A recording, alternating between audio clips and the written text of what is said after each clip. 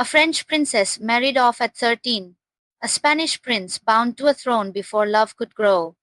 Their union was meant to stop wars, but what did it cost them both? In the year 1615, Europe was a land constantly shifting under the weight of war and power. For decades, France and Spain had been bitter enemies, fighting for dominance across the continent. But one day peace was proposed not through treaties but through marriage. A double wedding was arranged. Elizabeth of France, daughter of King Henry IV, would marry Philip of Spain, heir to the Spanish throne.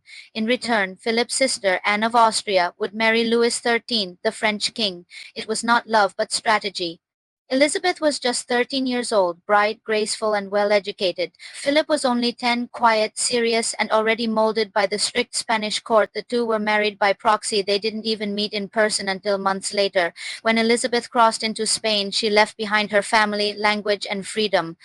The Spanish court was cold and rigid, steeped in ceremony. She struggled to fit in, often feeling like a foreigner in her own palace. In 1621, Philip became King Philip IV of Spain. Now 16, Elizabeth was queen consort at just 19. The pressures of royal life grew heavier. Philip's focus shifted to politics and other women. He took many mistresses, including the famous actress, and fathered children outside of their marriage. Still, Elizabeth never lost her dignity. She fulfilled her duties with grace, gave birth to several children, though most died young, and became respected in the court for her intelligence and poise.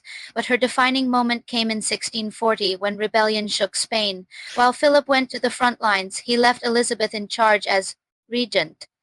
It was rare for a woman, especially a foreign-born queen, to hold such power in Spain, but she proved herself a capable and trusted leader during one of the kingdom's most unstable times. Tragically, just 4 years later, in 1644, Elizabeth died at the age of 41.